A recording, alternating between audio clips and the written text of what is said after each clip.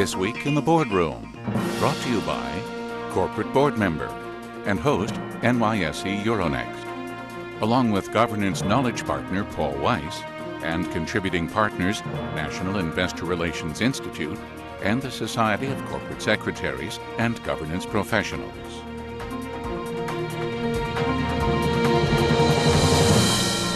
Welcome to this edition of This Week in the Boardroom. I'm TK Kerstetter with Corporate Board Member, and it's my pleasure to welcome you to our This Week in the Boardroom show, which this week we're going to be talking about the ever prominent topic of risk.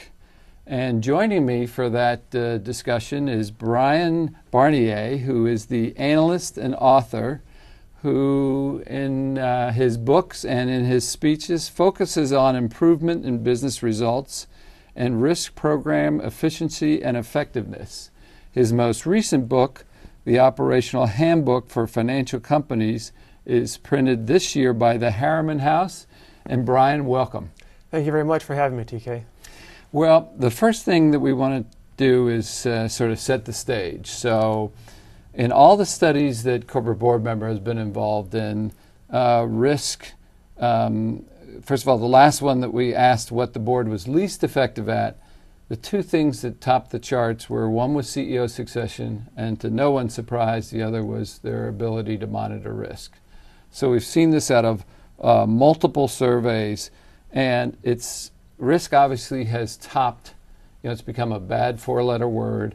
It sort of topped everybody's board agendas. So what do you see in this whole area of risk? Well, in that board agenda, you're right, it has topped the list. Survey after survey has come across with that information. And one of the things that's done is it's sent everybody scurrying that presents to the board in there talking about risk because they've heard it's important, either from those same surveys, the board in general, regulators, investors, whatever the case may be. The thing that's happened is that as all those different people come in, they start providing these very different views of risk, going to their own personal professional backgrounds. And that sort of complicated things for board members as they look at this coming in. So you've got, say, one attorney comes in that's an expert in regulatory issues. Another one is there that comes in around mergers and acquisitions or other transactions. Another one's there with industry-specific regulations. Well, then, of course, you've got the CFO coming in, head of audit, operations, go on down the list. Oh, don't forget information technology. That's another topper on board agendas. And they're all in talking about things in different ways from the perspective of their silo or their issue or whatever their report is. And every time I tell this, little example, this story with board members, they all smile and sit back in their chair and say, yep, been there, done that. And the thing that I suggest board members to do is try to get some cohesion around this. Rather than all that disconnectedness, bring things together and ask people a relatively simple question. Let's talk about the risk in the context of X, whether that's a strategy, whether it's an initiative, a set of business objectives. But let's talk about risk today around this thing. And then bring together all those disparate perspectives. And rather than having a mess of activity and words, now you've got this sense of harnessing that diversity so we can sit back and say, what are all the bad things that can happen to our organization along the way to trying to grow value and price and impact in the organization. So that's a big shift that they can make by simply asking around that focus, because that then helps people zero in on making more risk return aware decisions and engages the organization together. Well, we've always said on this show that there isn't one size that fits all, but we have had on directors, we have had on attorneys, but now we have somebody that spends a good part of their life talking about risk. So in your mind, sort of talk about the board's role in monitoring risk. Right. And a lot of people have difficulty with that. What are we supposed to be doing? And sometimes the most difficult situations are those with very compliance-driven organizations where the board is taking in all this input from their compliance and legal staff. But let's go back to basics here. The board is providing oversight in the organization in order to drive value representing the interests of the shareholders and maybe other financial interest debt holders and regulators and that sort of thing. So if we take that as our opening proposition, then the role of the board is governed by how do we manage risk to return. And if we look at that, we're looking at performance objectives in the organization. So it really splits that into two buckets. First, that pure oversight role where the board needs to sit back and say, do we have the right risk management processes in place so that we're thinking issues through and making good decisions? Then, are we getting the right kinds of outcomes in the organization? So if we look at all the things we're going to measure ourselves on, are we looking at risk to those financial measures or those operational measures, and are we making this effective? So that's the pure oversight role.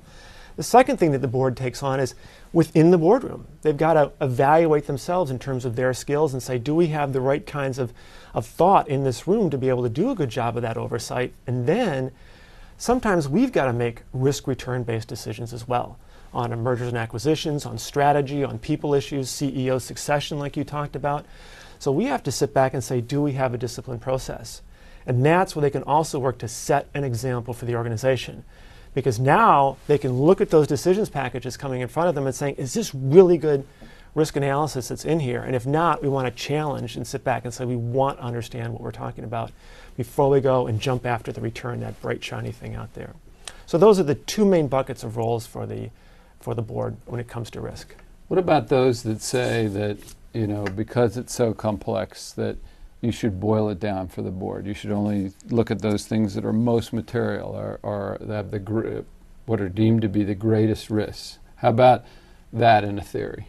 Right, that is out there and it's rather popular. But if we go back again to the boards are driving for value for shareholders, all of a sudden something different takes place. Those greatest or material or principle, that really comes out of the risk discipline that's dealing with risk to financial statements. And it works great for expense accounts or revenue recognition, that sort of thing. But when we're dealing with the whole organization and strategy and objectives, now we need to understand all the dependencies that are out there in the organization. So we care all of a sudden about those details of the M&A transaction that can go wrong. We care about the software release error that can take down the company. We care about that O-ring in the space shuttle. We care about how real-life dependencies cascade through systems and can be a problem. So that's where board members have to say, for the audit committee, that material thing, that's great. But we as a board, looking at all the strategic and operational and people and process risks, we want to know how these things can play out. Because that's where we're caught with our pants down by that new innovative competitor that comes and gets us. That's where we're caught by that distribution issue in that new country we'll run into.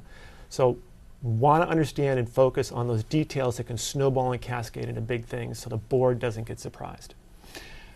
Specifically, what are the keys if a board wants to monitor it? What should they be looking at to feel comfortable with what they have to monitor? Great question. It sort of goes back to this notion of if we're there to look at value, as you mentioned in the survey data, how do we then look at those measures? So we're going to take, very simply, the performance measures that are out there and look at risk to our various financial, operation, and other performance measures like customer satisfaction. Rather than sometimes what the board members get thrown at them is sort of this eye candy, all these pretty colored charts with stoplights and everything. That's great if you want to track items to closure and all that sort of thing.